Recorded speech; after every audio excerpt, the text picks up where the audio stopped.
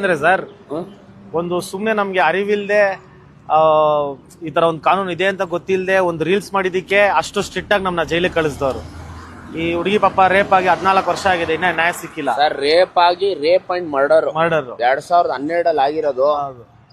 ಯಾವುದೇ ತರದ್ದು ಸಾಕ್ಷಿ ಆಧಾರಗಳು ಏನು ಇಲ್ಲದೆ ಎಲ್ಲ ಹೊಸ್ಕಾಕಿ ಎಲ್ಲ ಮುಚ್ಚಾಕಿದ್ದಾರೆ.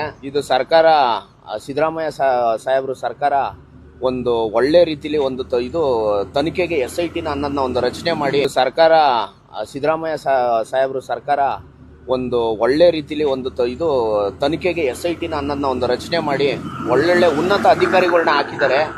ಸರಿನಾ? ನಮ್ಗೆ ನ್ಯಾಯ ಸಿಗೋದು ಇದು ಕಡಾಖಂಡಿತ ಅಂದ್ಬಿಟ್ಟು ನಮ್ಗೆ ಇದು ಧರ್ಮಸ್ಥಳದ ಪುಣ್ಯ ಸ್ಥಳ ಐತಲ್ಲ ಸರ್, ಆ ಮಂಜುನಾಥ ಸ್ವಾಮಿ ಆಶೀರ್ವಾದದಲ್ಲಿ ಎಲ್ಲ ಇದು ಸೌಜನ್ಯ ಅವ್ರ ಮನೆಗೆ ಆ ತರ 100 ಹೆಣ್ಮಕ್ಳು ಯಾರ್ಯಾರಿಗೆ ಅನ್ಯಾಯ ಆಗಿದೆ ಅಷ್ಟೇ, ಅನ್ಯಾಯ ಆಗಿರೋರಿಗೆ ಖಂಡಿತವಾಗೂ ನ್ಯಾಯ ಸಿಗೋಷ್ಟು ಧರ್ಮಸ್ಥಳ ಮಂಜುನಾಥ ಸ್ವಾಮಿ ಇರೋದು ಎಷ್ಟು ಸತ್ಯನೋ ನ್ಯಾಯ ಸಿಗೋದು ಅಷ್ಟೇ ಸತ್ಯ ಅನ್ಬಿಟ್ಟು